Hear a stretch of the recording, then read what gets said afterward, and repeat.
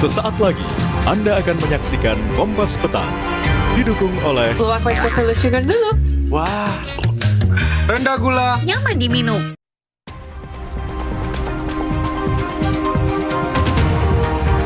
Usai ditetapkan sebagai tersangka kasus pemerasan oleh KPK, mantan Wamenakar Immanuel Ebenezer berharap amnesti dari Presiden Prabowo Subianto. Istana menegaskan, Presiden tak membela bawahannya yang terlibat kasus korupsi.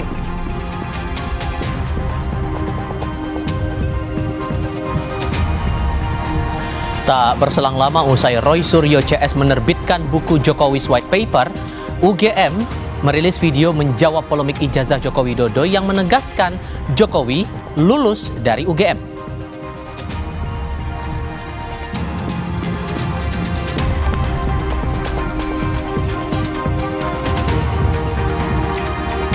Polisi telah menangkap 4 penculik kepala cabang salah satu bank BUMN yang jasadnya ditemukan di Serang Baru, Kabupaten Bekasi, Jawa Barat. Polisi masih belum mengungkap motif penculikan dan pembunuhan korban.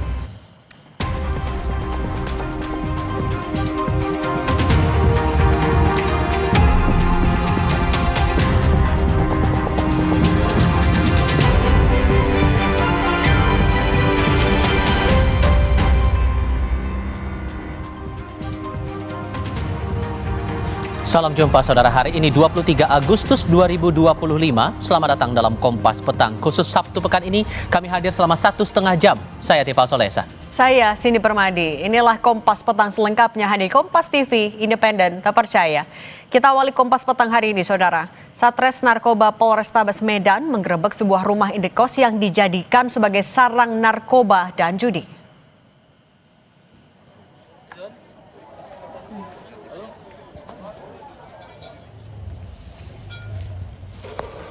Untuk sampai di rumah kos yang jadi sarang narkoba dan judi, polisi harus melewati gang sempit di permukiman padat penduduk di Kecamatan Medan Polonia.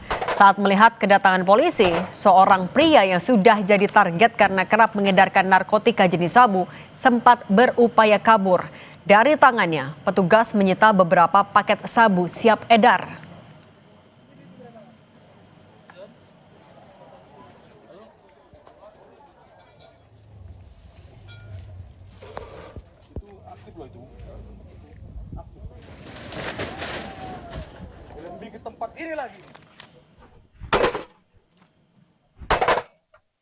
Tempat ini kita mengamankan beberapa bukti terkait dengan peredaran gelap narkoba, antara lain poketan sabu dan juga bong yang digunakan untuk alat pemakaian sabu. Satu merupakan penjual narkoba, yang kedua pemilik kos-kosan yang dijadikan tempat untuk melakukan penjualan narkoba, dan juga satu perempuan yang berperan untuk menyewakan alat bong. Kita ke kasus lain. Polisi menangkap 3 pelaku pembunuhan kepala cabang sebuah bank BUMN di Jalan Johar Baru, Jakarta Pusat.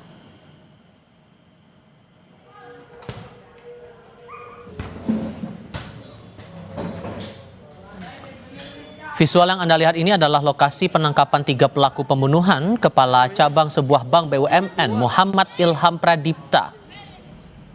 Ketua RW 08 Kelurahan Johar Baru bilang pelaku sudah tinggal di lokasi penangkapan yang merupakan rumah kontrakan selama 2 bulan. Total pelaku penculikan dan pembunuhan yang sudah ditangkap berjumlah 4 orang.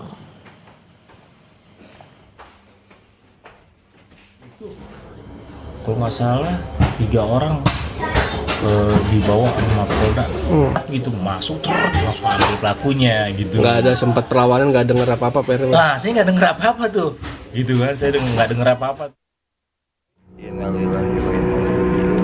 Suami saya orang baik, tapi diperlakukan dengan cara tidak baik sampai kehilangan nyawa. Inilah wajah 4 pelaku penculik Muhammad Ilham Pradipta, kepala cabang sebuah bank BUMN di Jakarta. 3 pelaku ditangkap di Jakarta, sementara 1 orang dibekuk saat baru tiba di Nusa Tenggara Timur untuk melarikan diri. Usai ditangkap, para pelaku langsung diperiksa untuk mendalami penculikan dan pembunuhan korban. Keterangan pasti soal peran keempat pelaku masih belum dijelaskan polisi. Sementara itu, dari hasil otopsi terhadap jasad korban, ditemukan adanya tanda kekerasan benda tumpul yang menyebabkan korban sulit bernapas. Ditemukan tanda-tanda kekerasan pada bagian luar dan dalam tubuh korban. Luka-lukanya bagian dada dan leher. Luka sayatan atau pukulan? Benda tumpul. Berarti penyebab kematiannya akibat benda tumpul, Pak? Betul. Puspita Aulia, istri korban saat ditemui di pemakaman berharap polisi dapat mengungkap motif penculikan dan pembunuhan korban serta menangkap seluruh pelaku yang terlibat. Puspita mengenang Ilham selama ini sebagai sosok yang baik. Suami saya itu orangnya baik, sangat baik, banyak kesaksiannya. Jadi harapan saya ketika pelaku udah ketemu, dihukum setimpal, seberat-beratnya. Karena suami saya orang baik, tapi diperlakukan dengan cara tidak baik sampai kehilangan nyawa. Ketahuan motifnya apa, otaknya apa, karena kan selama ini kita masih bertanya-tanya, kok kenapa bisa suami saya yang kata orangnya baik, kok bisa diperlakukan tidak baik gitu. Dikutip dari Kompas.id, Kasubdit Resmo Polda Metro Jaya, AKBP Reza Fiardi menjelaskan, setelah menangkap 4 pelaku, polisi masih mengejar pelaku lain. Polisi sejauh ini masih belum mengungkap motif dari penculikan dan pembunuhan terhadap Ilham Pradipta. Tim Liputan, Kompas TV. Setelah menangkap 4 pelaku, polisi saat ini masih melakukan pengembangan untuk memburu pelaku lain. Kami diskusikan hal ini bersama Kabar Reskrim periode 2008-2009, Susno Duaji. Pak Susno dengan Tifal di sini, apa kabar, Pak? Selamat sore Mas Tifal. Terima kasih sudah bergabung bersama kami. Membaca kasus ini sudah ada 4 pelaku ditangkap, tapi sampai sekarang belum ketahuan nih motifnya. Menurut Anda memang ini tricky sehingga kesannya jadi sulit untuk mengetahui motif, atau tampaknya polisi lagi coba hati-hati dulu biar nggak buru-buru menjawab? Baik, pertama kita ucapkan ikut berduka cita kepada keluarga dan juga mengucapkan selamat kepada Polres Jakarta Timur yang waktunya tidak terlalu lama kasus ini tertangkap para pelaku penculik dan pembunuh. Nah, ini masih ada PR yang besar dari penyidik ya untuk mengungkap kasus ini. Satu, masalah motifnya ya. Motifnya apa gitu. Karena kalau motif hutang ke bank tidak pernah ya, jarang sekali terjadi hutang di bank, kepala banknya dibunuh gitu. Karena apa? Hutang di bank dengan membunuh kepala bank, hutangnya tidak habis karena tetap tercatat ya. Kemudian yang kedua, eksekutornya juga belum tertangkap. Apakah eksekutornya adalah para penculik ini? Kan belum tentu.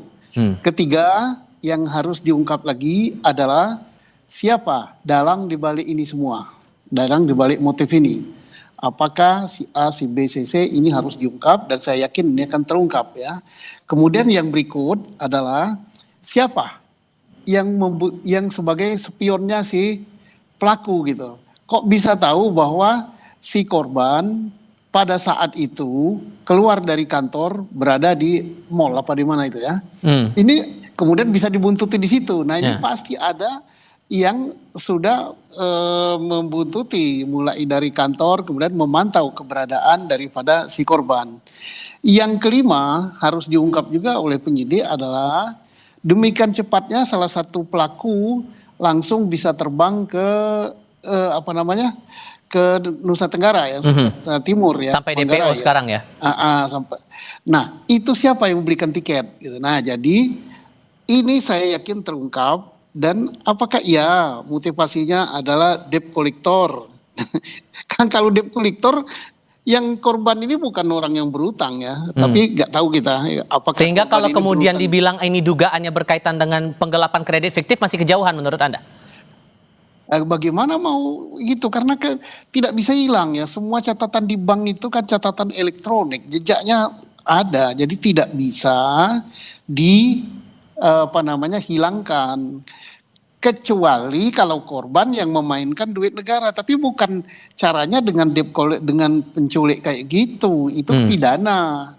Nah itu tidak mungkin. Jadi ini suatu misteri yang masih harus diungkap apa motivasinya. Dan saya yakin Polres Jakarta Timur kemampuan untuk mengungkap motifnya ini bisa terungkap. Karena apa? Pelaku penculiknya ketangkap gitu. Nah setelah ketangkap pelaku penculiknya bisa mencari eksekutornya siapa, baru dalangnya gitu. Oke, mulai dari mana? Ini kan udah 4 pelaku ditangkap, pengusutannya harus kemana lagi arahnya bagi penyidik menurut Anda? Pertama arahnya setelah ketangkap pelaku penculikan, tanya penyidik akan ungkap siapa eksekutornya, yang melakukan pembunuhannya itu siapa, apakah mereka merangkap penculik dan pembunuh. Yang kedua, siapa dalangnya? Dalangnya itu artinya yang memesan gitu, yang memerintahkan. Kalau para penculik ini, saya yakin kecil sekali kemungkinan bukan mereka dalangnya gitu. Dan nggak mungkin bertindak sendiri menurut Anda? Iya, pasti ada dalangnya. Kemudian yang berikut, motivasinya apa sih? Nah, ini yang harus diungkap, jangan dibelokkan utang piutang misalnya. Kecil gitu kalau utang piutang. Kan apakah yang punya utang itu adalah korban? Kalau yang punya utang orang lain kepada bank, kan tidak bisa ditiadakan hutangnya, menghapus hutangnya dengan membunuh korban. Itu kan bodoh sekali. Karena apa? Hutang ke bank itu 1 rupiah pun tetap tercatat gitu. Dan bisa jadi ini kaitannya dengan satu jaringan khusus? Kalau jaringan khusus, jaringan apa gitu? Ini ada yang harus diselidiki. Ungkap dulu motivasinya apa gitu. Nah, karena korban ini kecuali kalau korban ini misalnya punya jaringan kejahatan ya, tapi tidak mungkin kalau dia punya jaringan kejahatan tidak mungkin dia dapat posisi jabatan yang bagus di bank pemerintah. Ya, jelas ini ada suatu motif tertentu yang mengakibatkan orang itu sakit gitu, sehingga dia harus dihilangkan nyawanya. Membaca kasus ini di mata Anda pribadi dan pengalaman Anda saat masih menjadi anggota Polri aktif, Pak, ini hal yang baru atau hal-hal semacam ini juga pernah terjadi sebelumnya? Oh, terjadi, tapi bukan motifnya bukan menghapuskan di bank ya. Pengalaman Anda gimana tuh? Ada orang yang diculik, ada orang yang dibunuh.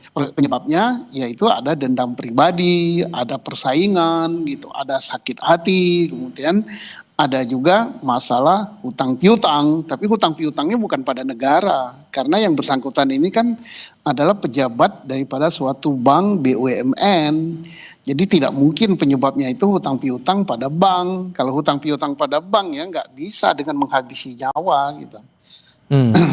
Kalau kemudian ada yang menilai bahwa jangan-jangan nih ada masalah pribadi nih, sehingga muncul kasus semacam ini?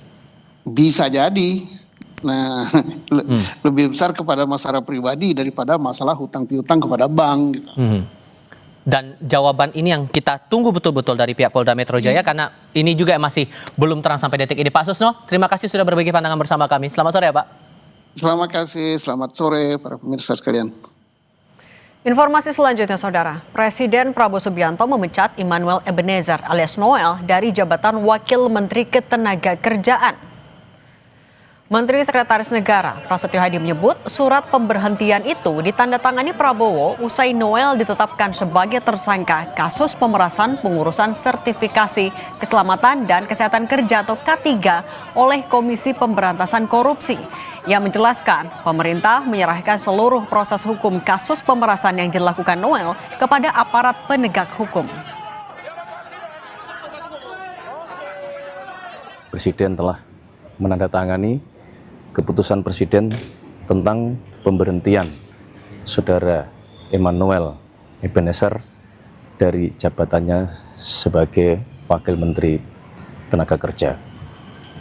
Selanjutnya kami menyerahkan seluruh proses hukum untuk dijalankan sebagaimana mestinya, dan kami berharap ini menjadi pembelajaran bagi kita semuanya, terutama bagi seluruh anggota Kabinet Merah Putih dan seluruh pejabat pemerintahan.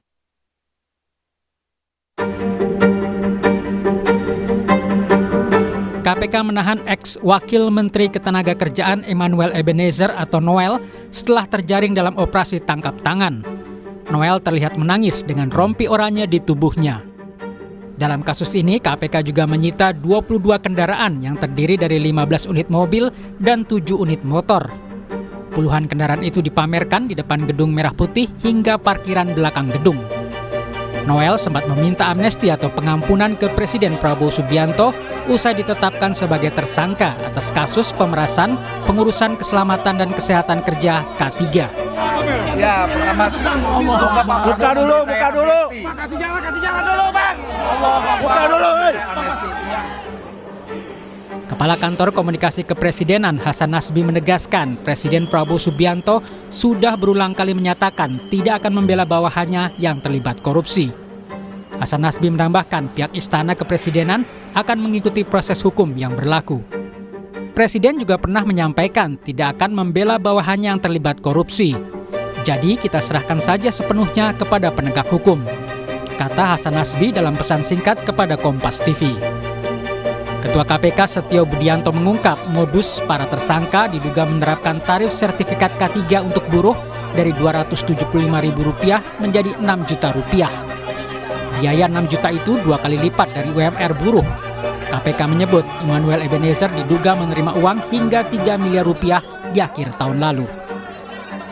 Dari tarif sertifikasi K3 yang sebesar Rp275.000, tapi fakta di lapangan menunjukkan bahwa para pekerja atau buruh harus mengeluarkan biaya hingga Rp6 juta karena adanya tindak pemerasan dengan modus memperlambat, mempersulit, atau bahkan tidak memproses permohonan pembuatan sertifikasi K3 yang tidak membayar lebih tersebut.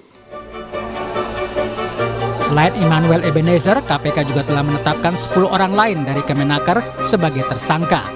Total ada 11 tersangka dalam kasus ini. Tim Liputan Kompas TV.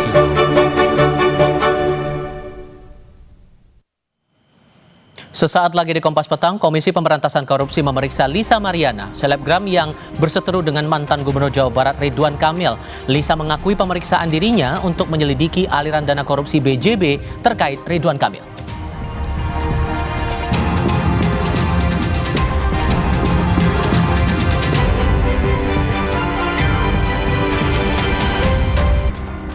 Bertemu kembali, Komisi Pemberantasan Korupsi memeriksa Lisa Mariana, selebgram yang berseteru dengan mantan Gubernur Jawa Barat Ridwan Kamil.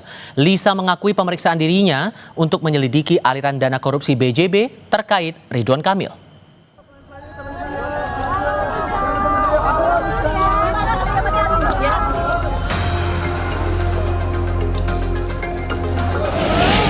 Gua nggak takut digugat. Apa kabar dia tentang kasus korupsinya? Bongkar semuanya.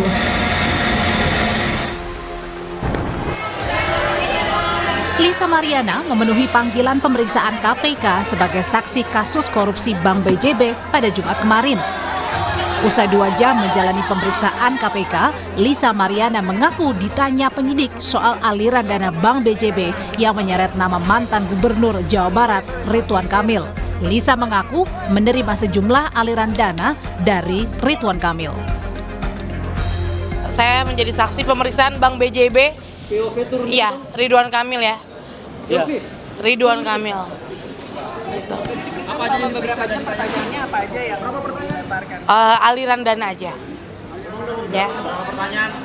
Ada berapa pertanyaan tadi, Kak? Saya nggak hitung sih ya. Tapi sekitar 2 jam saya di dalam gitu. Tapi memang ada. Ini mengenai kasusnya Pak Ridwan Kamil di Bank BJB. Begitu. Berarti membenarkan adanya aliran dana tersebut? Ya kan buat anak saya. Berarti benar? Benar. Berapa banyak dan berapa jumlah? Ya saya tidak bisa sebut nominalnya ya. Komisi Pemberantasan Korupsi membenarkan pemeriksaan selebgram Lisa Mariana untuk mengusut aliran dana korupsi iklan Bank BJB periode 2021 hingga 2023. Juru bicara KPK, Budi Prasetyo menyebut keterangan Lisa Mariana dibutuhkan penyidik mengetahui aliran dana non-budgeter BJB mengalir ke siapa, dari siapa, dan untuk apa. Disampaikan oleh saudari LM dalam pemeriksaan dengan penyidik tentu sangat dibutuhkan ya sehingga keterangan-keterangan itu nanti akan membantu KPK dalam mengungkap perkara ini, ya, di mana dalam perkara dugaan tindak pidana korupsi pengadaan iklan di BJB ini kan kita ketahui bersama sebagian anggaran digunakan dalam dana non budgeter, ya, di BJB, yang kemudian penyidik terus menelusuri apa sih penggunaan dari dana non budgeter tersebut, untuk apa, untuk siapa. Peneliti Pukat UGM Zaidur Rohman bilang pemeriksaan Lisa Mariana adalah untuk mengetahui keterkaitan Lisa dengan Ridwan Kamil dan apakah ada aliran dana yang didapat Lisa berasal dari tindak kejahatan. Nanti kan akan diperiksa, ditanya identitas diri, apakah mengenal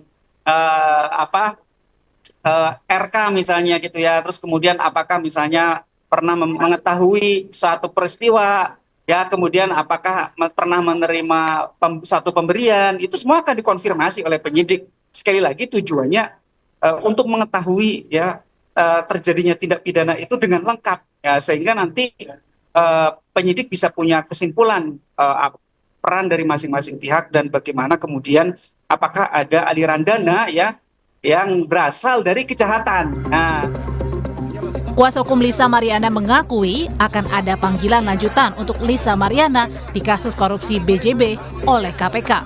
Dalam panggilan lanjutan ini, Lisa Mariana mengaku akan menyiapkan sejumlah bukti. Sementara KPK juga akan menjadwalkan pemeriksaan kepada mantan Gubernur Jawa Barat Ridwan Kamil karena sebelumnya KPK juga telah menggeledah rumah Ridwan Kamil dan menyita sejumlah dokumen, 1 unit mobil dan 1 motor mewah milik Ridwan Kamil. Tim Liputan, Kompas TV. Kita ke topik lain. Setelah lebih dari sepekan tidak muncul di hadapan publik, Bupati Pati Jawa Tengah Sudewo akhirnya hadir dalam sebuah acara di Sanggar Kuarcap Pati pada Jumat pagi. Menjawab pertanyaan wartawan tentang keberadaannya selama lebih dari sepekan, Sudewo bilang selama tidak muncul di publik, dirinya berada di kantor untuk menjalankan tugas. Ia juga mengaku sempat ke Jakarta menghadiri acara Apkasi. Saat disinggung mengenai pansus hak angket DPRD yang sedang memproses pemakzulan dirinya, Sudewo menekankan siap datang jika diundang pansus. Ada rapat Apkasi Asosiasi Pemerintah Kabupaten seluruh Indonesia dan juga menghadap Pak Menteri PU. Saya menghormati proses di sana berjalan. Kalau dipanggil siap datang Pak ya? Ya, insya Allah. Gitu ya. Pemerintahan tetap aman Pak ya? Aman, insya Allah aman, tolong doakan. Pelayanan tetap lancar Pak ya? Lancar, oke. Saya berharap damai-damai di Kabupaten Pati, kondusif. Di lain pihak, masyarakat dan aktivis masih mengawal tuntutan pemakzulan Bupati Pati, termasuk isu penggembosan melalui aliansi Masyarakat Pati Bersatu. Beredarnya salah satu foto koordinator aksi demo besar di Pati bersama Bupati Sudewo ditanggapi aktivis perempuan Pati Mulyani. Ia mengaku tak masalah dengan foto yang beredar. Ia juga menegaskan tuntutan masyarakat harus tetap berjalan.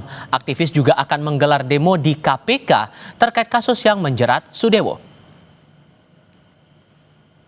Memang sangat kita sayangkan, tapi nggak apa-apa, itu hak kebebasan beliau untuk berpihak kemanapun gitu. Tetap terus menuntut beliau untuk mundur ya Mbak? Tetap, karena itu permintaan masyarakat gitu loh. Kita sekarang sudah nggak aliansi ya Mas, kita sudah masyarakat Pati Bersatu, jadi semua masyarakat, kita tidak ada golongan tertentu, semua masyarakat Pati. Kami akan tanggal 2 dan 3 September akan melakukan aksi di KPK Jakarta. Tak berselang lama usai Roy Suryo CS menerbitkan buku Jokowi's White Paper, Universitas Gadjah Mada merilis video menjawab polemik ijazah Joko Widodo yang menegaskan Jokowi lulus dari UGM. Diskusinya hadir sebentar lagi.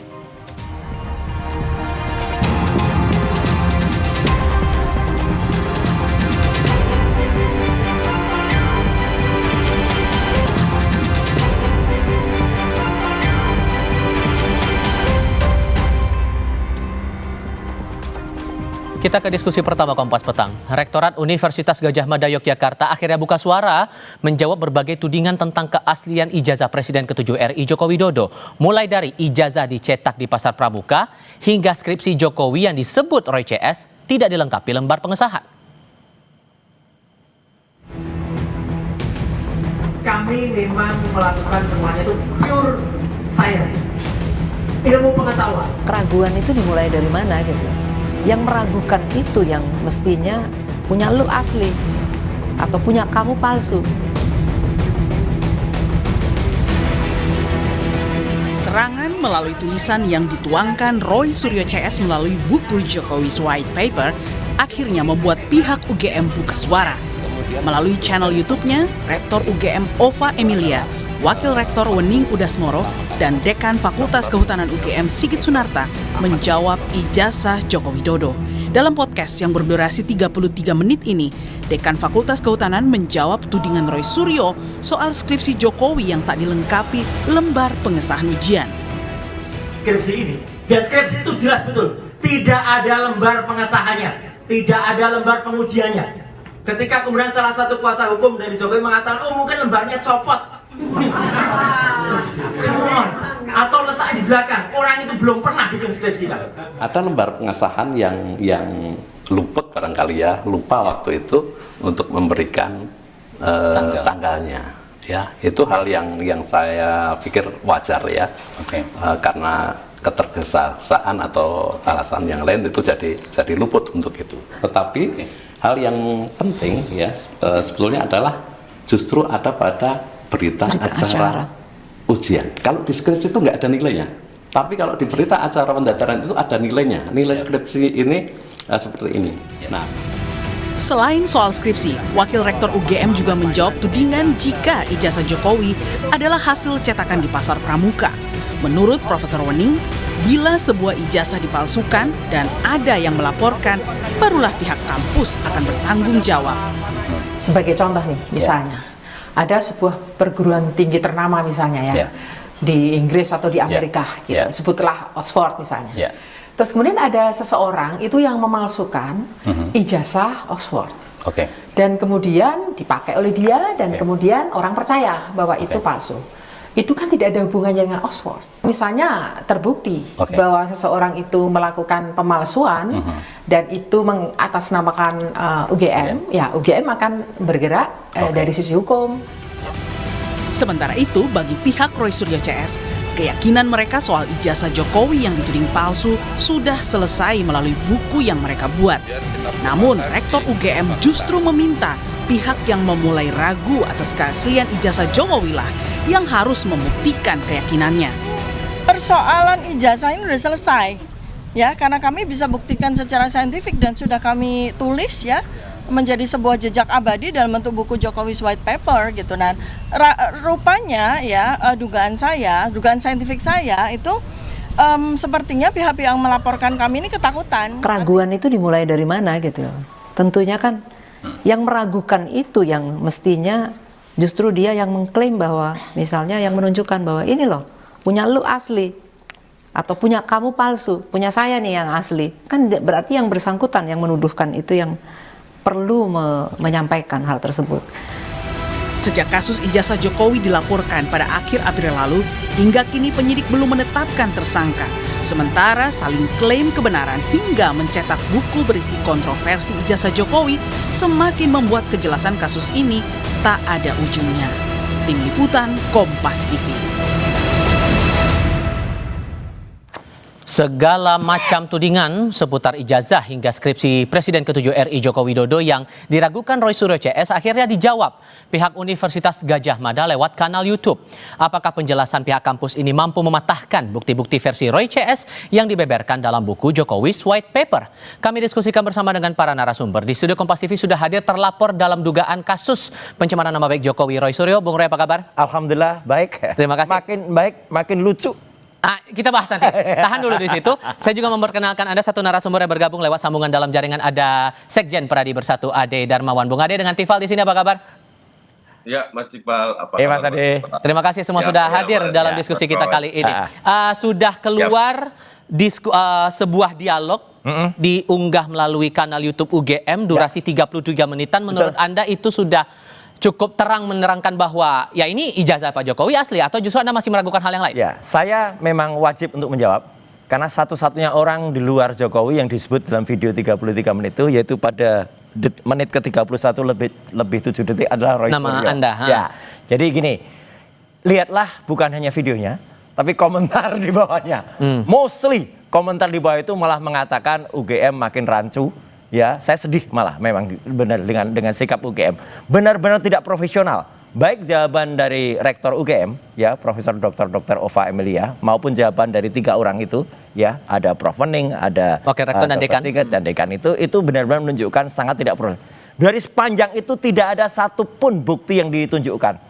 Dan kalau pemahaman mereka, misalnya Mas Tifal, soal Undang-Undang Keterbukaan Informasi Publik, ya ada soal ranah private dan kemudian ranah publik, ya mestinya ada juga beberapa ranah publik yang disampaikan. Meskipun itu salah juga kalau mereka nggak menampilkan skripsinya. Bagaimana skripsinya itu ranah publik. Dan ini sangat bertolak belakang dengan apa yang kami tulis di buku. Ya, yang itu di sini ada foto langsung dari Pak Dekan Sigit Sunarta yang pada tanggal 24 Oktober 2022 ini benar dengan berani memamerkan fotokopi, cukup fotokopi nggak apa-apa, fotokopi ijazahnya Jokowi itu di Fakultas Kehutanan dan waktu itu ada wartawan Kompas ini. Oke, sehingga Anda menangkap kesannya ini apa kalau gitu? Ya berarti UGM ambigu, bahkan UGM itu bingung gitu loh. Sekarang mereka mengatakan kemarin, sudah tidak ada lagi berkas di kami karena semuanya disita.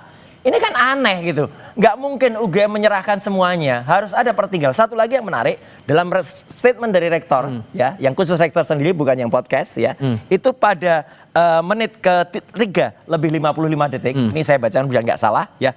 Hal-hal yang terjadi setelah proses pendidikan dan kelulusan tahun 85 di UGM, termasuk pemanfaatan dan perlindungan terhadap desa merupakan ditandaskan oleh Ova.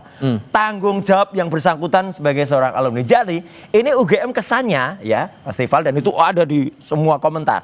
Mau lari dari tanggung jawab. Tapi kan mereka sudah mencatat bahwa ada bukti bahwa dia datang sudah diterima dari pihak kampus, sudah mendapatkan ijazah juga saat wisuda. Makanya tadi Wening juga mengatakan gitu dengan contoh Oxford tadi kan. Nah, jadi ini mau ada skenario Mas Iqbal. Oke, UGM mau mengakui kalau itu biar. Tapi setelah itu yang diteliti oleh kami adalah ijazah palsu yang mungkin dibuat oleh Jokowi di tempat lain dan UGM tidak mau bertanggung jawab terhadap itu. Tapi itu pun sudah kami jawab semua dalam buku Jokowi's White Paper dan ini detail sekali dalam buku ini bahwa 99,9% skripsi dan ijazah Jokowi adalah palsu. Harusnya kami bisa mengundang dari pihak UGM tapi sampai dengan saat ini belum ada perkenan dari pihak UGM untuk diskusi kami soal ini. So kalau begitu menurut Anda Bung Ade, karena ada pertanyaan juga begini Bung, kenapa kemudian dibuat dalam bentuk video rekaman dialog, kenapa tidak dalam diskusi terbuka yang dihadiri oleh wartawan? Akhirnya kan ada kesan bahwa ini sengaja tidak dibuat secara terbuka. Anda menangkap kesan itu juga?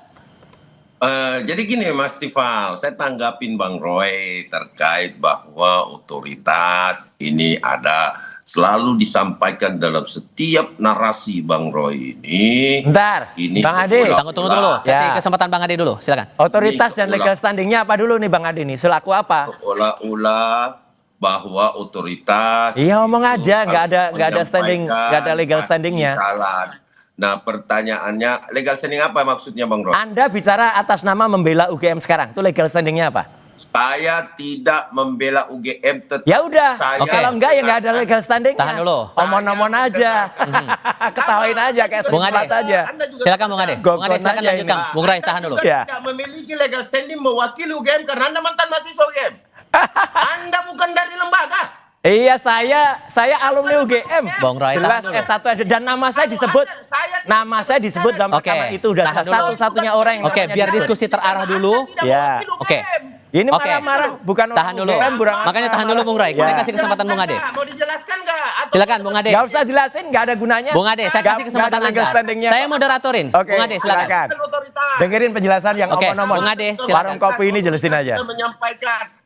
Kenapa ada ketakutan Mas Roy di sini? Karena ya saya perhatikan. Kenapa? Karena UGM sudah angkat bicara. Kalau sudah UGM angkat bicara, disinilah kita lihat bahwa kebohongan-kebohongan yang diciptakan oleh Mas Roy ini sudah mulai terkuak. Bahwa kemudian UGM menyerahkan bukti-bukti itu kepada penyidik, itu adalah lembaga berwenang, Mas Roy. Ya, Bahwa nggak usah kemudian, ya, kita diskusi yang lain aja. Bukan UGM, bukan siapa-siapa ini.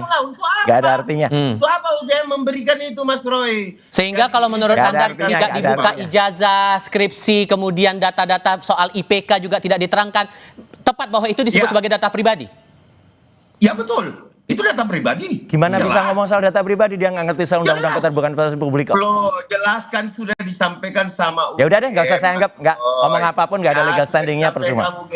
UGM sebagai lembaga pendidikan yang sah itu tidak sembarangan mau memberikan kepada siapapun, kecuali ya UGM sudah menyampaikan, kecuali lembaga negara yang memiliki kepentingan, contohnya kepolisian.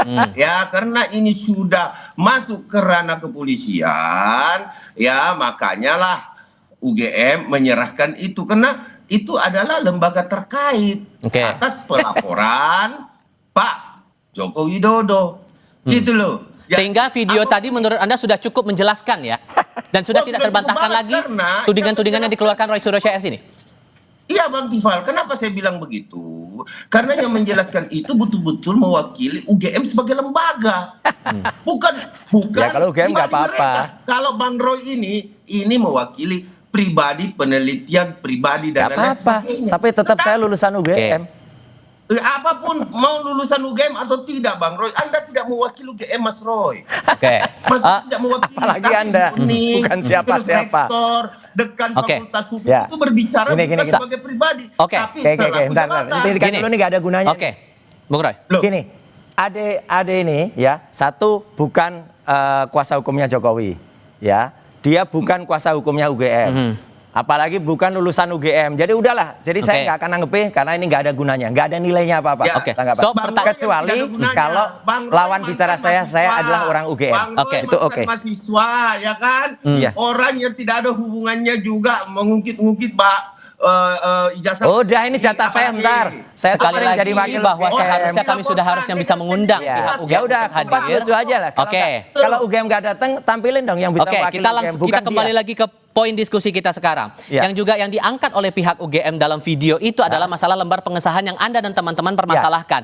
Persoalannya, mereka bilang lembar pengesahan itu ya kalaupun nggak lembar pengesahan skripsi maksud saya, itu tidak diperlukan selama masih ada berita acara dan ada nilainya. Konyol. Menurut Anda sudah cukup? Jawabnya nanti. Konyol. Kita jeda sebentar. Kami segera kembali. Sedikit konyol itu. Ditahan dulu ya.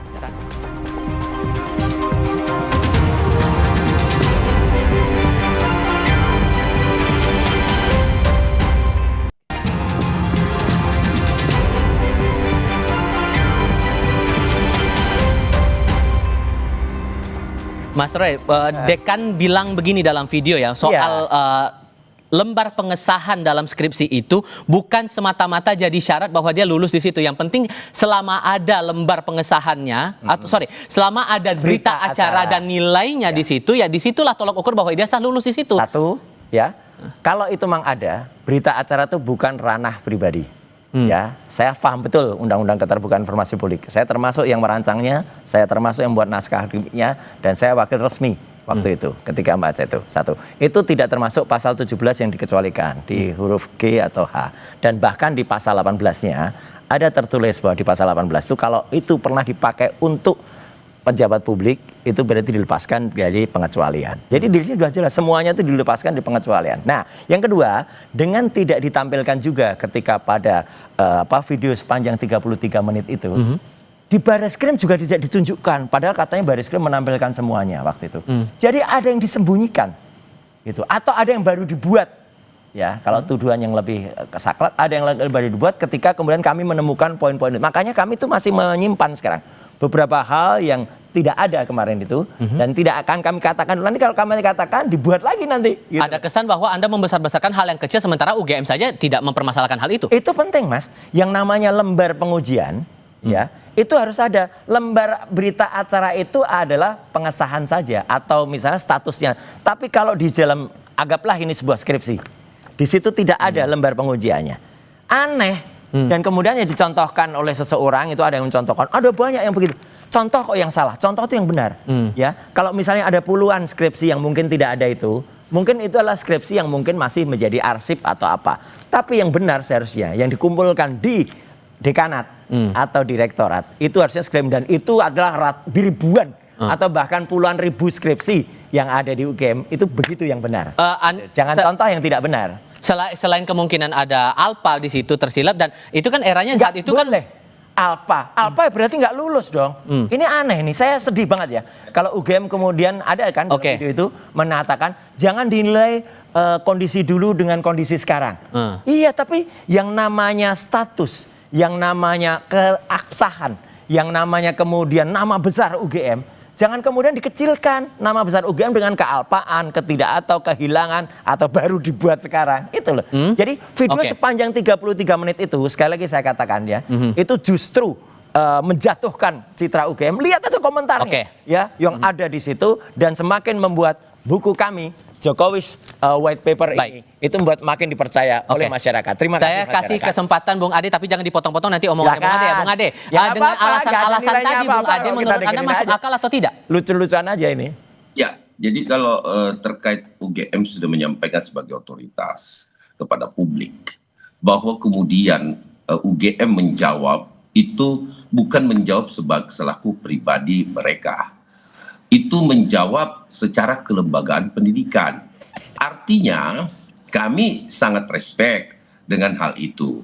Artinya ini sudah mulai kelihatan, Mas Tifal, bahwa apa yang disampaikan UGM, mekanismenya seperti apa, hingga jenjang pendidikan yang dilaksanakan oleh Bapak Insinyur Joko Widodo, mulai dari perkuliahan sampai dengan yang namanya KKN, sampai dengan dia diwisuda dan mendapatkan ijazah yang sah.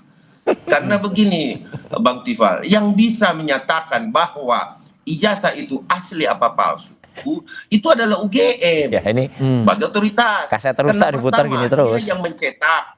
Iya kan? Dan cetaknya itu nggak mungkin satu, pasti sama dengan seangkatan Pak Insinyur Joko Widodo. Jadi ginilah, maksud saya apapun yang dibantah oleh Bang Roy, ya toh pasti akan timbul juga di pengadilan nanti di perkara ini. Tapi juga begini, sorry saya potong. Karena begini juga, selain masalah lembar pengesahan skripsi, yang juga saya cermati adalah masalah ijazah yang berkali-kali ditekankan dalam video itu. Tapi yang menariknya adalah saat rektor menjelaskan tidak menerangkan langsung tegas itu asli atau tidak, tapi autentik. Menurut Anda itu hal yang sama atau yang berbeda? Ya, memang karena berbicara ijazah itu autentik, Pak.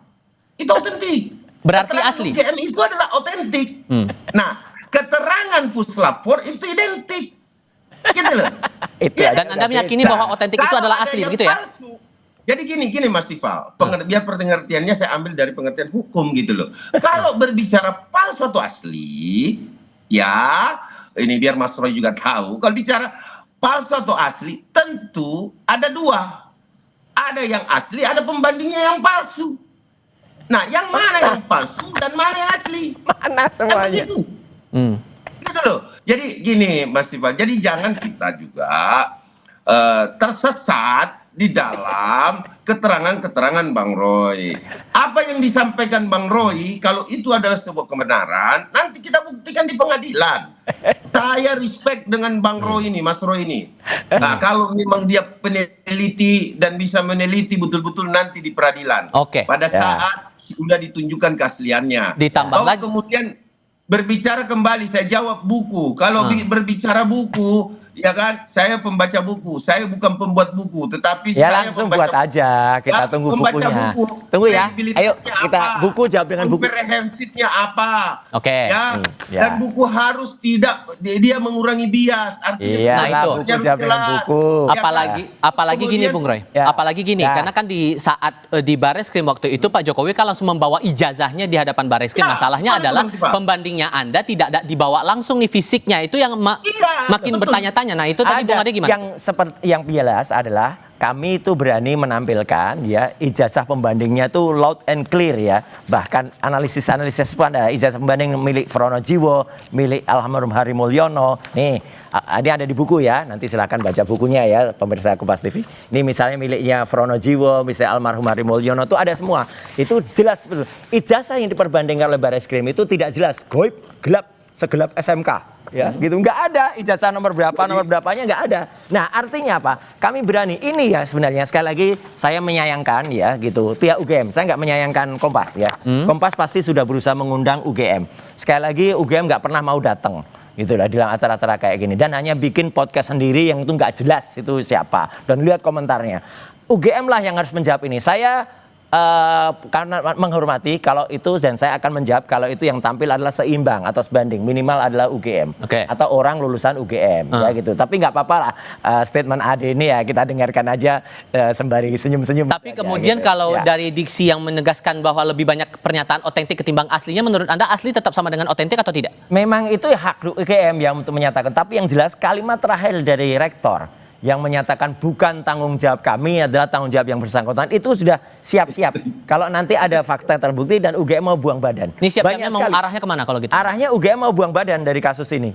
Gitu loh. Itu urusannya Jokowi gitu loh. Kalau ternyata memang nanti ada ijazah palsu yang ternyata tadi ada liputannya dengan drone tadi dari Pasar Pramuka, bekas-bekas Pasar Pramuka, yang ternyata itu terbukti, nanti ada skenario baru, buktikan Mas Dewa. Skenario baru bahwa ijazah itu hilang, dan begitu hilang, di print lagi, nah itu salah besar. Menurut Mas Roy, salah besar. Bung Ade, menurut Mas Roy, UGM coba buang badan, Anda sependapat nggak? Singkat saja. Oh tidak, justru dengan adanya acara UGM menjawab, itu gak ada nilainya terang di publik ya itu nggak ada nilainya. Yang pertama, yang kedua sumber primernya Bang Roy ini tidak ada. Weh gimana? Apa sumber primernya? Makanya baca buku deh. Sumber primernya jelas. Saya bicara jelas, skripsinya jelas. Oke, lanjut Bang Ade. Ya, ini nggak bahwa ngerti lah. Sumber primernya itu apa, dokumen asli dan data. Iya dokumen asli. Dapat atau hasil. Udah deh. Lain kali Kompas kalau anu dengan UGM deh. Oke, nggak usah tanggapin. Kita hargai ya pendapat masing-masing. Silakan lanjutkan Bung Ade. Ringkasan atau kompilasi. Nggak ada legal standing. Tidak ada. Komentar aja. Apalah, banyak sekali sumber-sumber yang dilewatkan oleh Mas Roy ini. Sehingga makanya ntar baca buku ya. Sampaikan Mas Roy ini saya menganggap baik itu menurut buku. Oke, nanti baca bukunya. Semua ada. Ya, semua ada jelas. Dan ini adalah saya potret sendiri. Dan sudah ada penjelasan dari UGM, tapi yang jelas proses hukum masih tetap berjalan. Oh nggak apa-apa, proses hukum berjalan. Terima kasih. Dan jelas, dan ini saya waktu itu ada di UGM. Baik. Bukunya, skripsinya saya pegang, dan kalau kemudian tiba-tiba UGM mengatakan lembar pengujiannya ada, itu berarti palsu atau dibuat baru lagi. Bung Ray, terima kasih sudah datang. Terima kasih. Bung Ade, terima kasih sudah mau berpendapat dan berdiskusi bersama kami kali ini. Sama sore semuanya. Ya, sore. Dan satu diskusi lain akan kami hantarkan untuk Anda selepas jeda bersama Cindy Permadi. Usai ditetapkan sebagai tersangka pemerasan oleh KPK, mantan Wamenaker Immanuel Ebenezer berharap amnesti dari Presiden Prabowo Subianto. Istana menegaskan Presiden tidak membela bawahannya yang terlibat korupsi. Tetap di Kompas TV.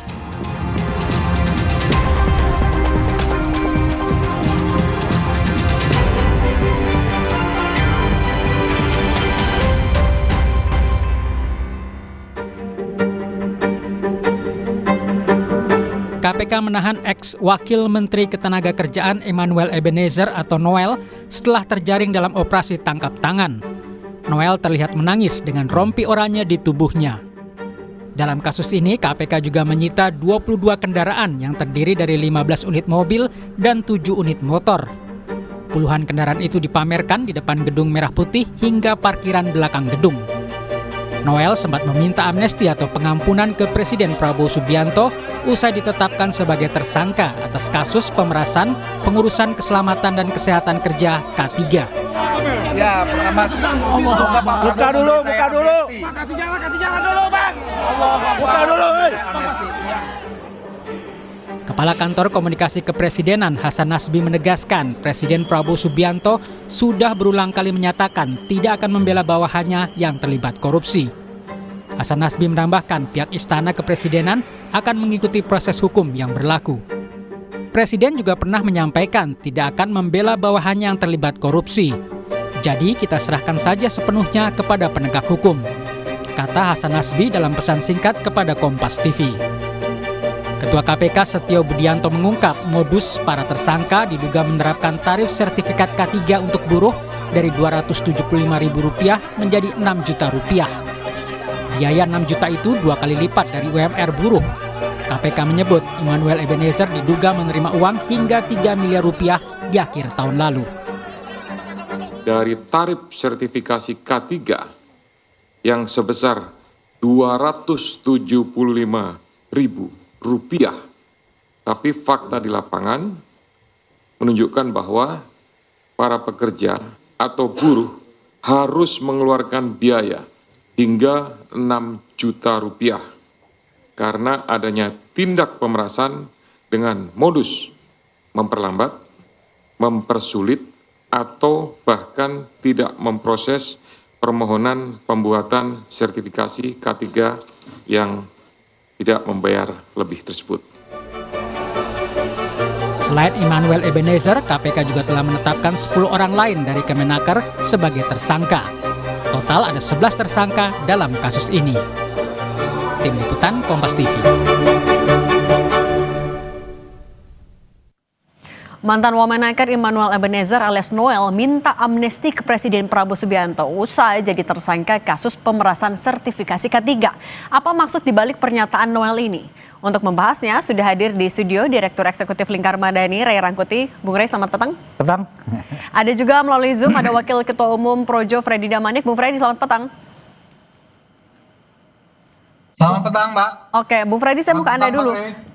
Bung Freddy, sebenarnya kalau kan Noel minta amnesti ke Presiden Prabowo Subianto. Kalau menurut Anda, sebenarnya bagian dari kasus ini tuh bagian yang mana yang menurut Anda sampai bisa memenuhi syarat seorang Noel harus dipertimbangkan dapat amnesti dari seorang presiden? Ya, saya terus terang termasuk orang yang tidak sepakat bahwa amnesti diberikan kepada perkara tindak pidana korupsi. Ya, termasuk kepada sahabat saya Noel ini, karena memang ini ya kalau diberikan kepada pelaku tindak pidana korupsi, ya ini banyak tatanan yang dirusak, efektivitas penegakan hukum dirusak, ya ini kan kalau memberikan amnesti berarti mengabaikan proses yang sudah berjalan nanti seandainya diberikan amnesti, misalnya kan sudah dilakukan investigasi, penyidikan, kemudian proses pengadilan, putusan, ini kan diabaikan semua dengan dikeluarkannya amnesti. Kemudian juga ini akan mencederai keadilan masyarakat, apalagi misalnya contoh kasus Noel ini kan berhubungan sama pelayanan publik ya, pelayanan publik ya, jadi merusak pelayanan publik khususnya untuk perusahaan, untuk karyawan-karyawan, ini sangat mencederai masyarakat. Kemudian juga bisa merusak integritas negara dalam hal pemberantasan korupsi, banyak yang dirusak di sini, indeks pemberantasan korupsi, masyarakat tidak akan mempercayai negara, pemerintah, ya ujung-ujungnya investasi, negara asing nggak masuk. Jadi berarti kalau saya termasuk orang yang tidak sepakat. Berarti kalau kemarin Bung Noel sampai minta amnesti itu ya dia bentuk yakin aja bisa dikasih, percaya diri presiden akan mempertimbangkan, putus asa atau apa? Ya, sebetulnya itu harapan terhadap, ya boleh dibilang sebetulnya putus asa ya. Kenapa saya bilang begitu? Memang karena memang seminggu 2 minggu sebelumnya memang sedang panas atau hangat-hangatnya pembahasan tentang amnesti, karena Presiden Prabowo baru saja memberikan amnesti dan abolisi ya, sehingga Noel ini kan cerdas berusaha mengkaitkan ke situ, saya rasa dengan ya sah-sah saja ya namanya. Kalau Noel gitu karena masih hangat ini mendapat simpati seperti itu menurut saya. Ini ya sah-sah saja, tapi kalau Bung Ray, ini kan katanya harapan dan ini kayaknya masih hangat nih. Sebelumnya juga ada yang dikasih amnesti. Apakah artinya Bung Noel mau pantaskah ngomong seperti itu, dan juga apakah dia berharap ya bisa dapat perlakuan sama seperti kasus Hasto kemarin? Kalau pantas, saya kira semua orang yang terjerat kasus hukum kan pasti mencari cara bagaimana ya terbebas dari jeratan hukum itu. Dan itu sesuatu yang wajar kan. Nah misalnya dia dengan menunjukkan pendamping hukum, mencari bukti-bukti bahwa dia nggak terlibat, ya termasuk di dalamnya mencari kemungkinan yang dapat menghentikan kasusnya. Dalam hal ini bisa bentuknya abolisi, bisa bentuknya amnesti dan sebagainya gitu ya. Oleh karena itu ya bagi semua orang yang mencari, yang melepaskan diri dari terhukum, permintaan-permintaan yang seperti itu ya wajar-wajar saja bagi mereka tentu saja ya.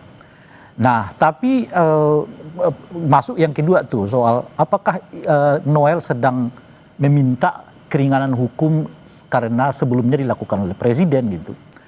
Ya tentu maksudnya karena itu gitu. Kan kalau kepada Hasto yang berbeda tempat ya, berbeda jalan dengan Pak Prabowo diberi amnesti, pun juga dengan Tom Lembong yang berbeda kan berbeda jalan saat itu dengan Pak Prabowo juga diberi abolisi. Loh masa saya temannya Pak Prabowo nggak dapat amnesti? Tapi kalau kan misalnya gitu kalau yang diminta amnesti kan itu hanya menghapuskan akibat hukumnya. Artinya sebenarnya dia juga lagi mengakui kalau di situ persoalannya apakah saat Noel mengucapkan amnesti itu berdasarkan pertimbangan yang matang, ucapan yang matang, atau seketika aja keluar. Sebab kalau beliau meminta amnesti, secara tidak langsung beliau mengatakan bahwa saya telah melakukan itu gitu. Nah, padahal dia sedang berjuang untuk setidaknya ya dia mendapat keringanan hukum, kalau tidak dia akan berjuang untuk mendapatkan pembebasan kan, untuk mengatakan bahwa dia tidak terlibat di dalam proses pemerasan itu gitu. Jadi istilah amnesti yang diminta oleh saudara Noel itu, apakah itu letupan saja seketika gitu tanpa disadari oleh beliau, apakah antara amnesti atau abolisi sebetulnya gitu. Karena kalau untuk penghitungan kasus ya itu abolisi, tapi kalau amnesti kan pembebasan diri dari jerat hukum pidananya gitu, ya itu baru diminta berdasarkan. Oke, nah kalau dari Bung Freddy sebenarnya mendengar pernyataan kemarin ketika Bung Noel keluar dari KPK, bukan OTT, bukan juga pemerasan. Sebenarnya apa yang mau disampaikan oleh seorang Noel ketika sudah menggunakan rompi oranye saat itu? Iya, itu bisa dimaklumi juga sebetulnya pernyataan Bung Noel itu, karena memang di publik ini kan sudah membayangkan yang begitu dahsyatnya yang dilakukan oleh Noel ini ya, bahwa beliau sudah tertangkap tangan sedang melakukan tindak pidana korupsi, dipamerkan begitu harta yang sebegitu banyak, kemudian di pemerasan ya, dituduhkan pemerasan. Saya rasa klarifikasi seperti itu sebetulnya upaya pembelaan dari dia. Cuman seperti kata Bang Rey tadi, sayangnya ya, kenapa dia tiba-tiba ya mungkin tadi karena oples tadi meminta amnesti. Artinya sudah ada upaya pembelaan yang di awal dilakukan, tapi kemudian terakhir kalimatnya amnesti, artinya sudah menyerah, artinya sudah mengakui perbuatannya.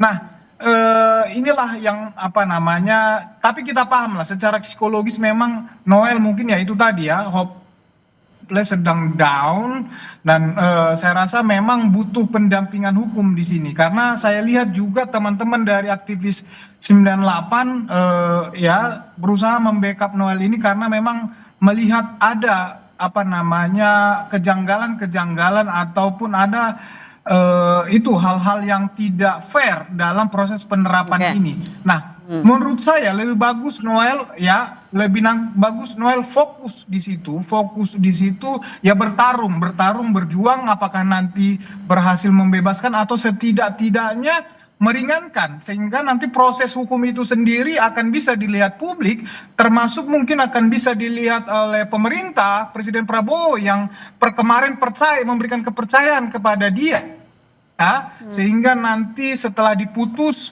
ya siapa tahu doanya dikabulkan kan begitu. Nah, saya rasa seperti itu, sebaiknya Noel fokus saja dalam pembelaan kasus. Fokus aja sama proses hukumnya. Nah, Bung Rey kan soal amnesti tadi, Istana kan sebenarnya udah bilang Presiden gak bakalan ngebelain anak buahnya kalau ada yang terjerat korupsi. Apakah artinya ya pintu amnesti sebenarnya udah tertutup, dan ya apakah ini juga bisa dibaca sebagai bentuk ya Presiden Prabowo sudah meninggalkan Noel? Ya, jadi kalau dari pihak Pak Prabowo, saya kira memang agak sulit memberikan amnesti karena proses hukumnya belum jalan nih. Ya kan, amnesti itu diberikan kalau ada ketetapan hukum kan.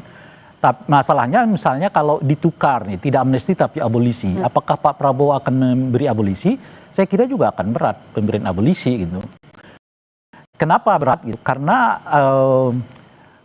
pertimbangan abolisi itu kan semata-mata kan memang pertimbangan subjektif presiden yang diminta pertimbangannya nanti dari DPR kan gitu.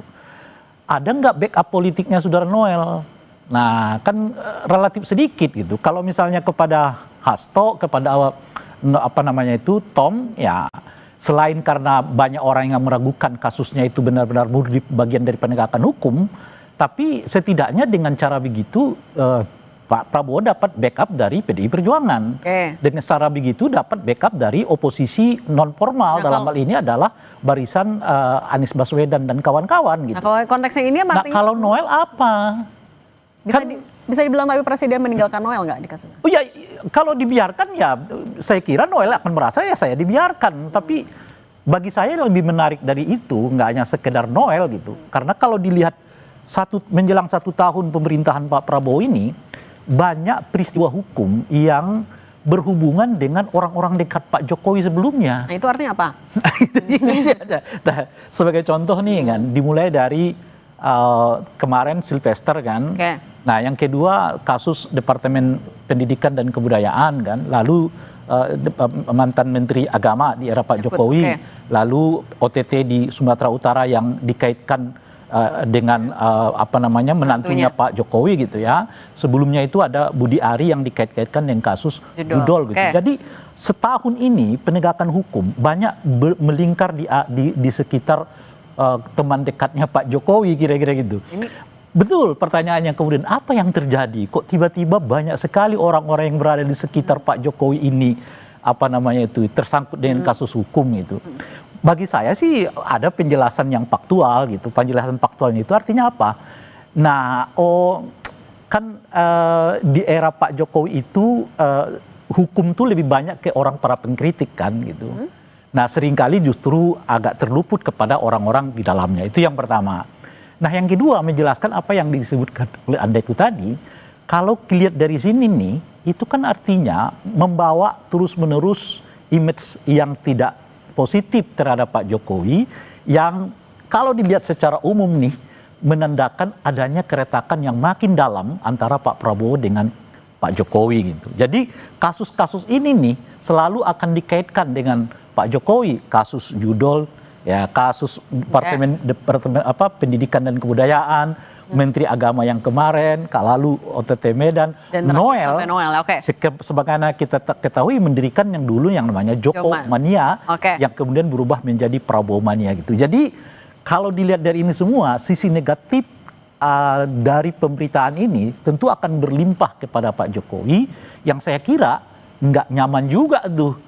Dan kalau dilihat dari situ tuh mungkin... Dan Prabowo artinya mau meninggalkan itu? Nah, meninggalkan dalam pengertian putus enggak, tapi dalam pengertian menjauh iya. Gitu. Nah kalau Bung Freddy dengan ya rangkaian tadi terakhir adalah kasus Noel, merasa tidak kalau Pak Presiden Prabowo Subianto sedang meninggalkan relawan dari Pak Jokowi? Itu bisa-bisanya Bang Rey aja tuh, cocok logi tuh, enggak apa namanya argumennya nggak masuk lah. Tadi kasus-kasus di zaman itu terjadi zaman Pak Jokowi misalnya khusus kepada orang-orang yang kritis, enggak lah. Tadi contohkan Sylvester itu 2019 sudah vonis, itu masih pemerintahan Pak Jokowi kan begitu. Kemudian apa namanya kasus Medan memang tertangkap tangan. Jadi apa hubungannya kan begitu. Kemudian kasus ya Mendikbud ya, Menteri Pendidikan Nadiem lah memang kalau memang ada korupsi gitu loh ya, memang itu faktanya pemerintahan Pak Jokowi. Artinya kasus Noel ini juga tidak berarti istana meninggalkan teman-teman relawan. Jadi saya melihatnya bukan itu. Saya kalau konteks itu saya sepakat dengan Bang Rey ya, bahwa ada hal yang lebih besar di situ, yaitu ya bahwa kepercayaan terhadap penegakan hukum ya itu harus terus dibangun, harus terus diberikan ya. Kalau belum apa-apa misalnya kita sudah bicara tentang amnesti atau abolisi ya, bisa rusak ini kepercayaan masyarakat kepada pemerintah, kepada pemerintahan Prabowo ya. Apa namanya indeks korupsi kita akan terus naik. Nah, nanti investasi itu yang justru harus melihatnya seperti itu. Jadi bukan berarti Pak Prabowo meninggalkan Pak Jokowi atau relawannya Pak Jokowi. Tidak, ini Noel ini relawannya Pak Prabowo mania gitu loh. Jadi Sylvester itu juga relawannya Prabowo. Jadi mana mungkin mereka itu bukan relawannya Prabowo, tetapi ada di pemerintahan Pak Prabowo. Benar, teman-teman saya itu termasuk saya adalah relawannya Pak Jokowi pada saat Pilpres pada pemerintahan Pak Jokowi. Ya sekarang kami relawannya Pak Prabowo. Jadi tidak ada di situ, konteksnya di situ tidak melihatnya tidak seperti itu menurut saya seperti itu. Bung Freddy, artinya mau menegaskan kembali, artinya ya kalaupun misalnya ya amnesti tadi kan berat katanya kalau dikasih oleh Presiden untuk Bung Noel. Artinya kalaupun tidak diberikan, support dari teman-teman relawan akan tetap full all out buat Pak Prabowo? Ya, kita sangat support Pak Prabowo, komitmen penegakan hukum, komitmen pemberantasan korupsi itu harus konsisten. Begitu masyarakat melihat itu tidak konsisten, justru disitulah masalahnya. Mungkin masyarakat ya termasuk mungkin para relawan-relawan ini di grassroots, di akar rumput, justru itu yang akan menjadi backfire buat Pak Prabowo, Presiden Prabowo. Jadi jangan dikorbankan, tanda kutip ya, satu orang teman saya Noel ini hanya demi kepentingan masyarakat banyak, termasuk kami relawan-relawan di situ. Nah, oke, ini jangan dikorbankan, ini menarik. Negara ke depan. Oke, nah Bung Rey tadi katanya jangan mengorbankan juga, tapi teman-teman relawan juga bahkan tidak sepakat kalau Presiden memberikan keringanan artinya untuk Noel. Ini apa yang bisa dibaca dari, ya kayaknya berat nih, memang berat nih, bahkan relawan tidak setuju. Kalau kasus korupsi kan semua orang nggak mungkin mau terlibat di dalamnya gitu. Bahkan teman-teman Noel sendiri. Iya, kecuali mungkin kita bisa melihat ada sesuatu yang ganjil dalam proses hukumnya. Nah ini tinggal tunggu apakah dalam proses hukumnya nanti misalnya di pengadilan ada sesuatu yang menurut kita dipaksakan dan sebagainya gitu. Tapi kalaupun sekiranya ada yang dipaksakan, makin menguatkan asumsi kita yang kedua. Apa yang membuat orang-orang yang dekat dengan Pak Jokowi selama ini seperti jadi target gitu loh kira-kira loh. Kan itu pertanyaannya, dan terjadi dalam era 1 tahun kepemimpinan Pak Prabowo gitu. Tapi oke deh, tapi ini kan juga artinya relawan juga tidak ada pembelaan untuk Bang Noel juga. Relawan juga artinya tidak ada pembelaan juga nih terhadap Noel. Ya itu yang saya sebut, membela untuk konteks kasus yang kayak begini ya nggak ada orang yang berani tampil di depan, kecuali nanti dalam proses persidangan ditemukan sesuatu yang menurut anggapan kita atau anggapan relawan ini kok terlalu dipaksakan misalnya begitu. Kalau itu nanti terjadi misalnya mungkin mereka akan bela. Nah tapi ketika mereka mengatakan kasus ini terlalu dipaksakan, muncul pertanyaan yang menguatkan pertanyaan kedua tadi. Kok kenapa di era Pak Prabowo kasus-kasus yang berhubungan dengan orang-orang yang dekat dengan Pak Jokowi ini seperti dipaksakan adanya. Gitu itu jadi pertanyaan lanjutannya, nanti kita akan bahas lagi di selanjutnya. Bung Rey Rangkuti dan juga Bung Freddy Damanik, terima kasih sudah berbagi di Kompas Petang. Saya selalu semuanya. Terima kasih. Kompas Petang akan kembali dengan informasi keluarga diplomat Arya Daru buka suara usai polisi merilis hasil forensik dan kesimpulan penyebab kematian Arya. Informasinya usai jeda.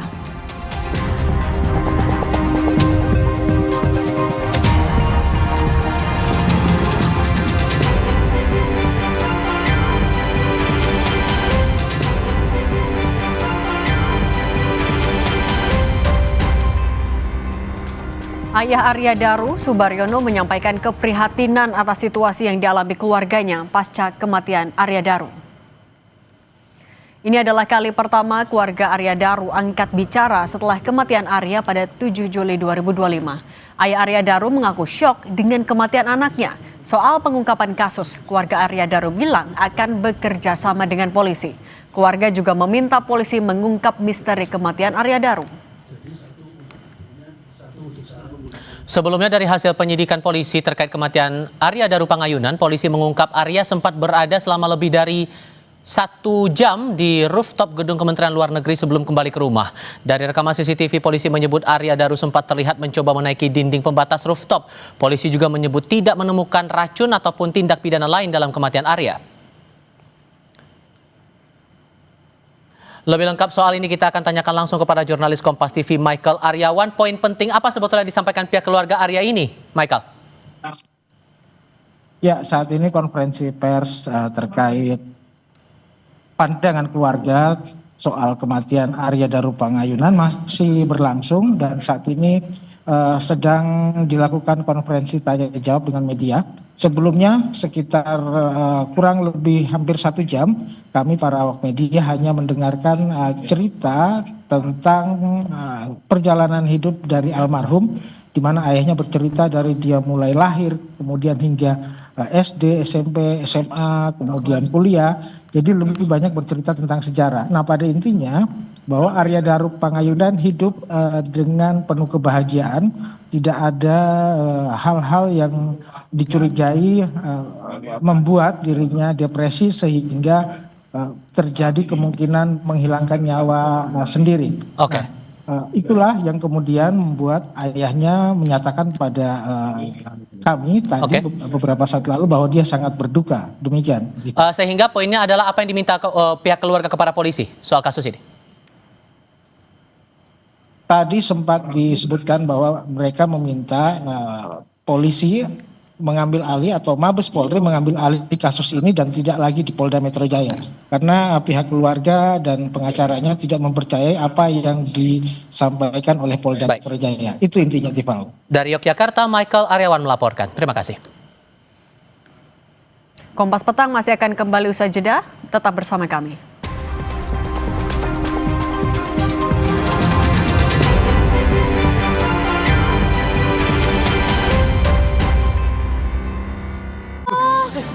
Kerjain tugas berduaan.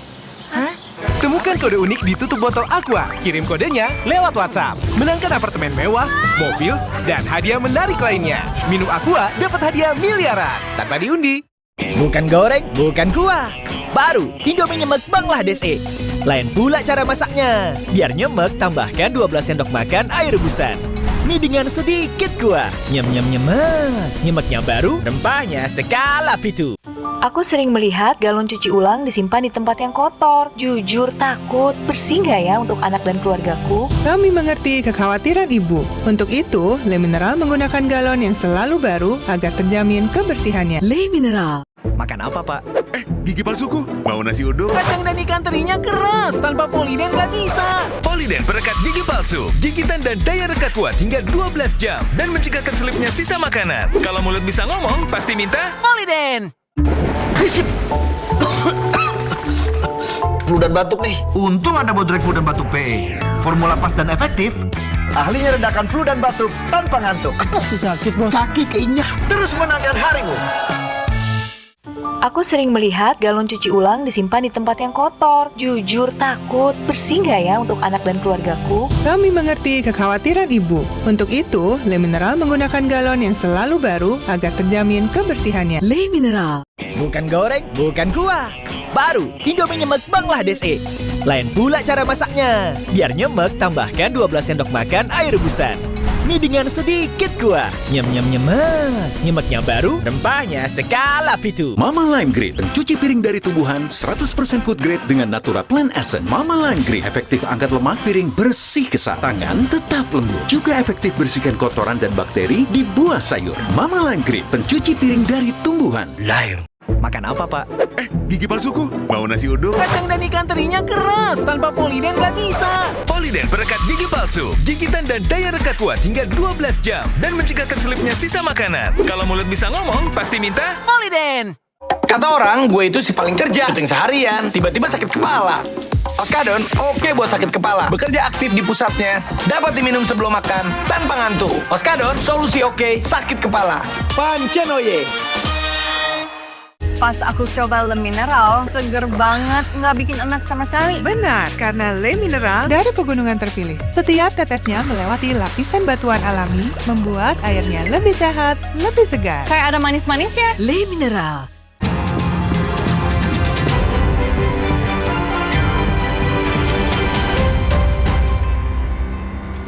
Petugas masih berupaya memadamkan api dari sumur minyak yang terbakar di Blora, Jawa Tengah. Sementara korban meninggal akibat kebakaran sumur minyak ini bertambah 1 orang. Sejumlah alat milik Pertamina telah diterjunkan namun upaya pemadaman belum berhasil. Tingginya tekanan gas dari dalam sumur membuat petugas kesulitan. Hingga hari ini korban tewas berjumlah 4 orang. Sementara 1 korban seorang balita masih dirawat intensif di RSUD Sarjito, Yogyakarta. Informasi tadi menutup Kompas Petang hari ini. Saya Cindy Permadi. Saya Tifal Solesa. Terima kasih. Selamat sore.